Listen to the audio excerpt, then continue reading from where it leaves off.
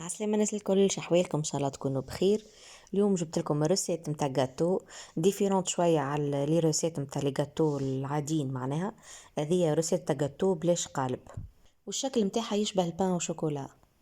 وقبل لا نبداو الروسيت ما تنساوش الاشتراك على صفحتي بالفيسبوك كويزين بيتوفا، وعلى قناتي باليوتيوب والانستغرام كيف نفس الاسم كويزين بيتوفا. ولهنا بالنسبه للروسيت نستحق زوز كعبات عظم يكونوا بحرارة المطبخ. لهنا نركضوهم شوية ونزيدوهم 100 مليلتر زيت نباتي وكعبتين ياغورت طبيعي. الوحدة فيها 100 جرام، معناها 200 جرام. ونركض المكونات هذوما الكل مع بعضهم كما تشوفوا لهنا. ما نستحقوش فوي الكتريك، بالفوي مانويال هذيك. ونزيدو 200 جرام سكر حبيبات، سكر عادي، وزوز ساشيات سكر فانيليا والا فانيليا سائله، والا اي اروم تحبوا عليه. معناتها تنجموا تزيدوا قشور بروكدين، تنجموا تزيدوا اي نكهه تحبوا عليها.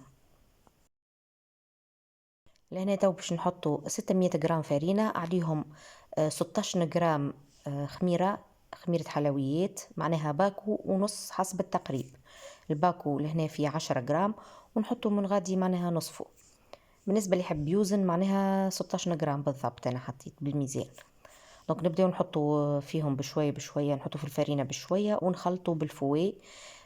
كما تشوفوا الخليط بدا يثقل لهنا. دونك كيف نكملوا نحطوا الفرينه الكل، نوليو ما عادش نجموا نحركوها بالفوي خاطر ديجا يولي ثقيل برشا. دونك لهنا كملت بالمغرفه كما تشوفوا.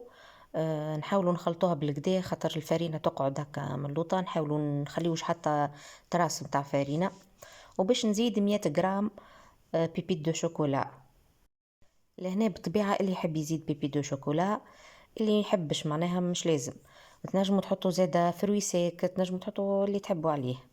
لهنا كما تشوفوا فيه الخليط كيف معناها التكستور متاعو يجي هكا يتلصق. ولهنا تو باش نبدا نشكل لي جاتو متاعي. كما قلت لكم بلاش قالب لهنا. دونك ناخذ شويه زيت خاطر الخليط معناها متاعنا يتلصق برشا. دونك ندهن ايدي بالزيت ونبدا نشكل اي شكل نحبوا عليه. بالطبيعه نتوما احرار الاشكال، تعملوا مدور تعملوا كيما تحبوا نتوما. دونك لهنا انا حبيت نعملهم الشكل نتاع بان او شوكولا. نتوما احرار في الاشكال كيما تحبوا نتوما. دونك نشكلهم ونحطهم على بابي كويسون. اللي ما عندوش بابي كويسون يدهن طبق الفور بالزيت ونبدا نشكل فيهم. ولهنا كل ما يوفى الزيت من يديا نعاود ندهن باش ما يلصقليش، خاطر كيما قلت لكم الخليط يلصق برشا معناها يتلصق هكا في اليد. دونك لهنا ماذا بكم كي تحطوهم على الطبق الفور تبعدوهم على بعضهم، خاطر بعد باش يتضاعف الحجم نتاعهم. دونك تبعدوهم حتى اكثر من اللي انا بعدتهم. انا ديجا كي حطيتهم مش بعد برشا. دونك هكا حسيتهم لصقولي شويه بعد. اما مش معناها ساهل حتى كي باش تنحيهم هكا بينات بعضهم بالسكينه، ساهل كيما شفتوا ما لا يتفتفوا لا تجرى لهم حتى شيء. ودخلتهم الفور على درجة حرارة 150 وإلا 180 نتوما والفور متاعكم. كان قوية الفور تحطوهم في 150، كان مش قوية تحطوهم في 180. بين 20 25 دقيقة. دونك هاوكا نتوما عسوا عليهم تشعلوا لهم اللوطة بركة من الأول وبعد تشعلوا لهم الفوق. وهذا الجاتو متاعنا كما تشوف فيه ما شاء الله بعد ما خرجته من الفور. ريحته بنينة وهشوش هشوش يذوب في الفم. بنين بنين على الاخر بالحق. جربوها روسيت ناجحة وسهلة كما تشوفوا فيها بلاش قالب بلاش حتى شيء. ولهنا قصيت لكم كعبة باش نوريها لكم الداخل كيفاش جات كما تشوفوا فيها طرية هشوشة تذوب في الفم. بالحق نودكم ولا نشهيكم باللي نحكي لكم على البنة وشوي.